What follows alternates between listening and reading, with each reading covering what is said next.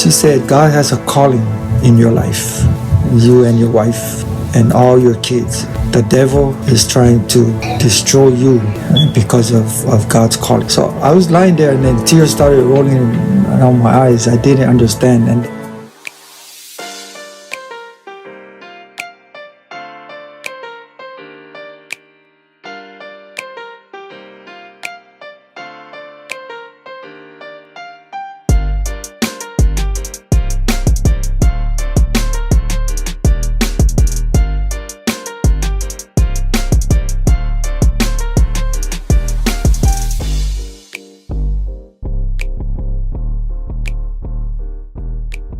hi everyone, welcome to the channel. If you're first time watching this channel, thank you for stopping by, and I hope that you continue to watch and follow us. And thank you to all our subscribers and those of you who are following us. Thank you for keeping on following. Trying to create good content, and all this content is about our story. How our family started, me and my wife with 8 children and 28 grandchildren. This channel is about family, faith, and how God have moved into our family and the struggle that we have gone through and everything like that. And so today I'm gonna continue on with the last video that we left off. This video is the continuation. So the last one I had, everything was going good. Now the problem that I'm having right now is having problem eating and swallowing because my esophagus keep on stuck to it, and my food wouldn't go down. And so, starting from 1989, towards the end of that year, I got diagnosed with cancer, and so the process was started. And 1989, 1990, go through that whole process in and out from the hospital. 91, and then started feeling good. My last chemo was done. I had a follow-up appointment with my doctor, checked my stomach, and good news, I was told that everything is good. The chemo worked. And so now the thing with my stomach is that everything healed, but the thing is now there's scars inside my stomach. And because of all that scar, my stomach wouldn't expand. So when I eat, of course I cannot really eat because of the problem I'm having now.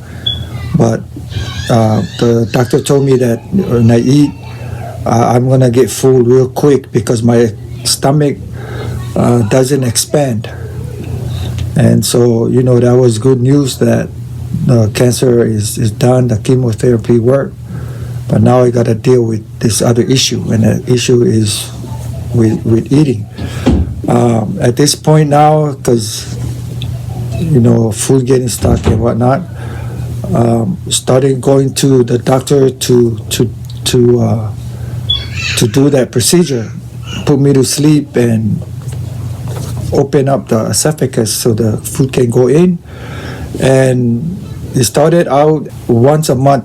It would happen, and then I would just go in and do that procedure. So now I'm scared to eat. I would just only drink soup, hardly eat hard food, and if I do eat hard food, it would be just slow, so the food wouldn't get stuck. But I'm always hungry. I can smell the food, smells good, and sometimes I just real quick eat, and then boom, food gets stuck again. And I wouldn't go in the doctor right away. I would just wait to try to have it go down, and that wait, it's a whole day. Sometimes, all the way up to the next day. And I would try to drink water. I would try to drink fluid or liquid, especially hot, like coffee or tea. and every time I do, it'll come. I'll come back up. I will try to make myself, vomit out the food, so that it'll just leave a little bit in there or whatever part that stuck. So when it gets to the point that it takes 2 days for it not to open up, then I would go to my doctor. And then, of course, it's not an easy process. Then we'll have to wait for an appointment. And then, through all that time of waiting, I'm not eating. And I was losing weight. And that was the battle that I was fighting after the cancer. And I think it was because of how the chemotherapy was done, where it was done straight up with me. I think that caused that problem, because my last chemo, when I mentioned earlier, when I went to do my last one, this last one was done now in a hospital. The room and everything was already done, and that department of the hospital. And so I just lie down on a recliner.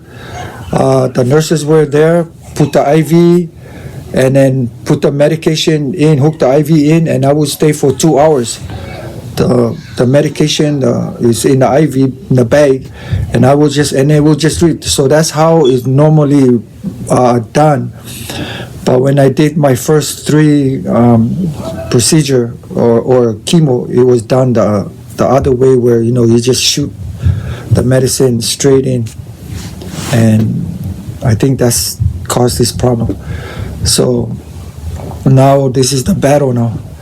So finally, going once a month, and then it got to the point where it would happen frequently, and I couldn't.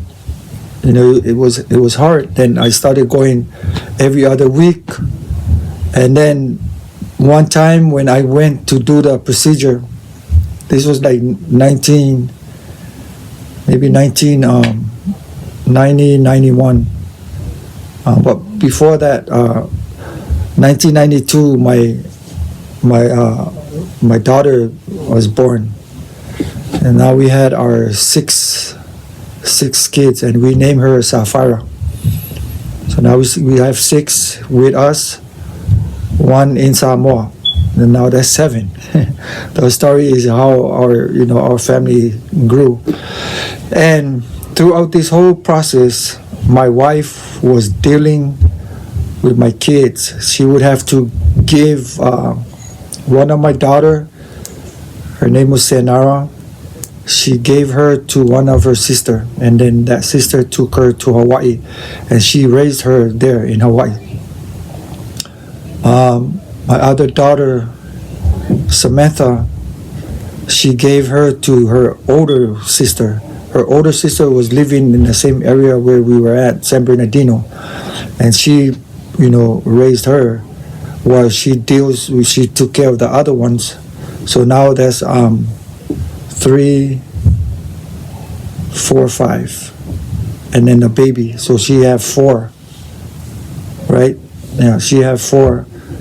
The other 2 she gave out her sister to help, and then my son in Samoa. So she had 4, this other 4. And so she was dealing with them, and at the same time dealing with me, in and out of the hospital. So now, this thing happened that when I went to do that procedure, and my wife came, picked me up, we came home, and I was still drowsy from the drug. They put me to sleep, and then I knocked out. At this point now, we're just trying to make it through, just going through the process. So this appointment, I came home, I was sleeping, and then in the middle of the night, man, I couldn't, was pain all over my body. I couldn't turn. I didn't know what was wrong with me. So my wife came, tried to, help me out, and I was just moaning and groaning because then at one point I couldn't breathe. My stomach was in pain, and then she asked me if I wanted to go to the ER. I said no, we'll just wait it off. So I was hoping that it'll go away, but all the way to the next morning, I couldn't sleep, and so I told her, "Oh, just take me in ER." So she took me to the ER. So I went in, they had check, and then they did X-ray and everything else, and then they came back and said, "Man, what happened was," they explained to me, was when I did the procedure the day before to open the esophagus,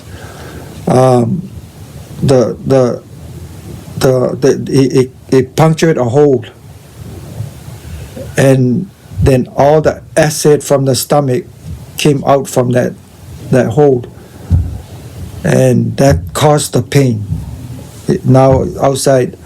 So when they did the check, it was mucus all outside, and that's why I was in pain that whole time. And the thing is that now when they did the X-ray on me, trying to find it, they couldn't find the hole. They couldn't find it.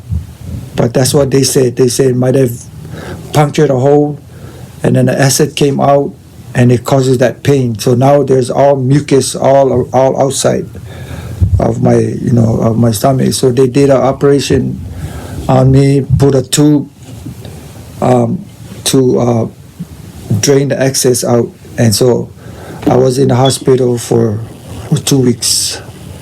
2 weeks I was in the hospital. And there we go again. All that process.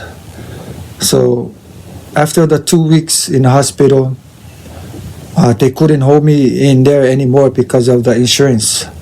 So what the insurance told them was that I can go home. I was happy too because I was tired staying in the hospital. I could go home, and then a nurse, I guess CNA nurse, would come to the house and help me out to change the things, and teach my wife to clean the tube. Okay, now you have this tube. Plus, the whole week, 2 weeks I was in the hospital, I was fed off of a bag of food, liquid, it's like milk in a bag, and that's how I was eating. I couldn't eat anything. So this bag was my food. So I have to go home with that, and then my wife has to learn how to clean all that stuff and dress it, and all these things. And so that was the plan. But the problem was my wife is scared of needles, and she couldn't do it.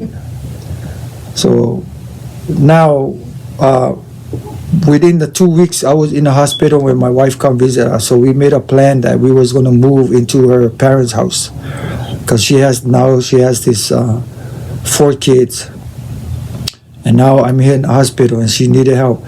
So when I was in the hospital, she moved. We didn't move out of our house, we just moved ourselves there until I get better.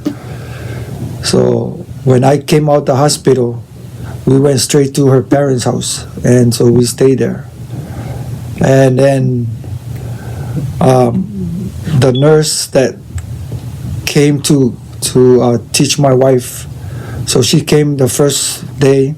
She was supposed to come, the nurse supposed to come 2 times a day, in the morning and in the evening. So first day the nurses came, and then they tried to teach my wife. My wife was scared of needle. Then on the second day, a different nurse came. This nurse came in the room, and she saw us. And then we just started talking, asking us questions and everything like that. And then she asked us, she said, "Are you guys Christian?" I said, my wife said, "Yes, we're Christian." And I'm just lying there. I can talk, but hardly. You know, I was weak and stuff like that. She said, "Man, I knew you guys were Christian." So she started encouraging us, me and my wife, from the Word of God. She started encouraging us, and this is what she said. She said, "God has a calling in your life, you and your wife, and all your kids." Because she asked how many kids we have. We told them, well, we get 7 now. She said, "God has a calling for your life, and your children and your family, and the devil is trying to destroy you because of God's calling." So I was lying there, and then tears started rolling down my eyes. I didn't understand. And then she said, since she was talking to my wife, she said, "Since you're scared of needles, the insurance can only cover so much. Nurses coming. So I just want to help you guys and recommend that to take your husband to a convalescent home. Have him stay there, and the nurses can help him because the insurance can cover that.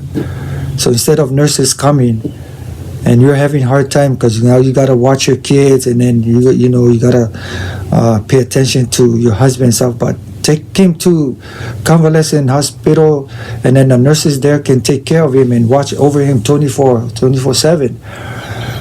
So my wife should say okay, and then she gave the number to call if whatever we discussed to do. So then she left. When she left, we started talking, and I agreed. I said, yes, I think it's the best thing to do. It makes sense. Just take me there, stay there, and then you can concentrate on the kids. And then when you have time, you can come visit me and all that, and you don't have to worry about all these other things. So that was the plan. So the plan now, that's what we did. And so my wife called that number and then set up everything, and then 2 days later, they came to pick me up. And the place where they were going to take me, it was like 45 minutes to drive, 45 minutes away from our house. And so, we said goodbye. An ambulance came, we said goodbye, all the kids and everybody. And then I went. They took me to the convalescent, and mind you, I didn't know what a convalescent home was. So when we got there, they got a wheelchair for me, took me in. Oh no, my wife came afterwards, but when we got there, they took me in. And when they strolled me in, and I seen all these old people, they were looking at me, and then they took me in the room with another old man in the room there. That was my roommate, and they settled me down, and now it's close to I think it was close to afternoon now. Took all my vitals, everything, get me, nurse came, write out all information, ask question, and all those things. And then, so right after that, my wife came, and we just sat in the room crying, and was just talking, and this is good for me, it's good for me to be there, and I need to take care of myself. So after maybe 1 hour, then my wife went home, and then I just laid in my bed. Now it's evening time. I cannot eat still. I have liquid diet, and then it was so funny. The first nurse left, and then the new nurse now came in. the new shift came. And then this nurse came in and started talking to me, and hey, and then the funny thing is, like, she asked me, "Are you a Christian?" And I said, "Yes, I am." And she said, man, God is looking out for you. And then she asked me if I wanted, she asked me, if you want, I can get you a radio that you can listen to Christian music, and can listen. I said, that would be nice. That would be really nice. So she left, she came back with a small portable radio, set it down there, and then she left. And then I just laid there. And I started crying, man. I started crying, and I started praying. I started asking God, I don't want to die. Because the thing was, I wasn't scared of dying, because I didn't think that I was going to die. I just thought that I wasn't going to be able to walk again. I wasn't going to be able to do normal things again. I thought I would be just bedridden, like just lay in bed, push with a wheelchair. That's what I envisioned of me. But died, no, I never thought of that. And so I asked God for another chance. I said, God, give me another chance. I have my wife, and I have my kids. I have my kids, man. I love my kids, and I want to see them grow up. That was just a simple talk. I just talked to him. And then God answered me in such a mysterious way, because when all this was going on, the radio station was on a Christian radio station, and all of a sudden this song came on, and this song, to this day, I don't remember the name of the song. I don't remember who sings it, but at the moment, I just remembered hearing the words that spoke to me, like God talking to me and reaffirming to me that I am going to be okay. And I was just lying there, and then tears just coming, and I'm listening to this song. And then I just fell asleep. Then the next morning, I woke up, the nurse came, did the routine, the new nurses come in, do the routine, everything like that, make sure, all these things happen. All these things are, and I started feeling better, I started feeling good, and all of a sudden, I started feeling hungry. It was bringing food to my neighbor. I could smell the food, but I'm supposed to be on liquid diet. So this is in the morning, and then in the afternoon, they brought the lunch, and it was still like, man, I'm hungry. Then in the evening, they brought dinner. I'm like, man, I'm hungry. So then that first day went by. Then the second day, it was same routine. Now I'm good. They brought breakfast, same thing, lunch, and then so when it was close to dinner time, so I just asked the nurse if I could, the lady that came to bring the food for dinner, I asked her that I wanted something to eat. But she said that she looked at my record, and she said, yeah, but you're on a liquid diet. I go, yeah, but I really want to eat. So she said, you know what? Okay, I'll be right back. Then she went, and she came back with mashed potato and gravy, a small bowl of mashed potato and gravy. So mind you, man, I'm scared to eat, but I'm really hungry. The liquid thing is not working. Before I came there, I wasn't really, because everything happened, I was scared to eat. But now she gave me this, and she said, "Sorry, so I'm gonna cut it off right here, and we'll continue the story on our next video. So please stay tuned for the next video coming up, and we'll continue the story. So please like and subscribe. If you have any comment, please just drop a comment. Until then, thank you for stopping by. I'll see you again.